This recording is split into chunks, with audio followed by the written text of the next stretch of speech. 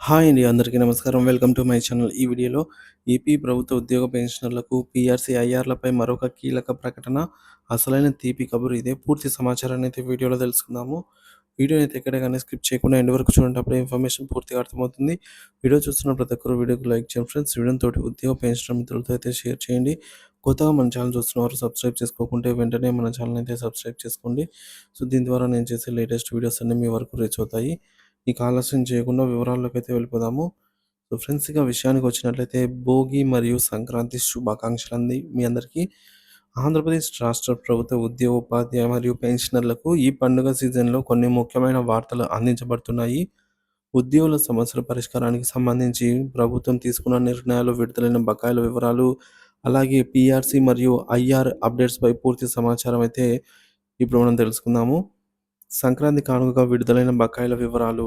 ఆర్థిక మంత్రిత్వ శాఖ ప్రకటించిన ప్రకారం ఈ సంక్రాంతి పండుగ కానుక ఉద్యోగులకు సంబంధించి రూ. 1,300,00,00,000 బకాయిలు విడుదల చేయడం జరిగింది. ఈ మొత్తంలో సిపిఎస్ ఉద్యోగుల కోసం ఒక భాగం, పోలీసు శాఖ కోసం ప్రత్యేక నిధులు మరియు ఇతరత్రా శాఖల అవసరాలకు నిధులు విడుదలైనట్టు వెల్లడించారు. పీఆర్సీ మరియు ఐఆర్‌పై ముఖ్యమైన వివరాలు ఈ విధంగా ఉన్నాయి. పీఆర్సీ అమలు. ఉద్యోగుల సమైక్య అధ్యక్షుడు వెంకట్రామరెడ్డి ప్రకారంగా పీఆర్సీ అమలుపై స్పష్టత లేకపోవడం ఉద్యోగులను నిరాశపరిచింది. 2019లో గత ప్రభుత్వం ఉద్యోగులకు 27% ఐఆర్‌ను అమలు చేసింది. ప్రస్తుతం పీఆర్సీ అమలుకు సంబంధించి హామీలు ప్రభుత్వం నెరవేర్చలేదని ఆయన ఆవేదన వ్యక్తం చేశారు. ఇంటీరియం రిలీఫ్ మధ్యంతర భృతి అండి. ఉద్యోగులకు ఐఆర్ ప్రకటించాల్సి ఉన్నప్పటికీ 7 నెలల పాలనలో ఆ దిశగా ఎటువంటి చర్యలు తీసుకోలేదని ఉద్యోగులు పేర్కొన్నారు. ఐఆర్ ప్రకటనల విషయంలో ప్రభుత్వం ఉన్నత స్థాయిలో చర్చలు జరపాలని వారు కోరుతున్నారు.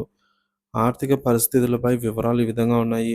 ఉద్యోగుల బకాయిలు. శ్వేతపత్రం ప్రకారంగా మొత్తం 21,980 బకాయిలైతే ఉన్నాయి. కొత్త జీపీఎఫ్ బిల్లులండి, సిపిఎస్, అలాగే సిపిఎస్ కాంట్రిబ్యూషన్, జీఎల్ఐ బిల్లులు వంటి అంశాలను కలిపి బకాయిల మొత్తం 25,000-26,000 వరకు ఉంటుందనే అంచనా.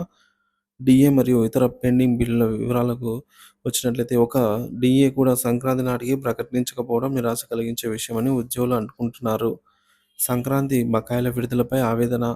ఆర్థిక మంత్రి ప్రకటించిన రూ. 1,300,00,000 చెల్లింపుల్లో పెద్ద భాగం టీడీఎస్ చెల్లింపులకు వెళ్లిపోవడం ఉద్యోగులకు తీవ్ర నిరాశ కలిగించింది.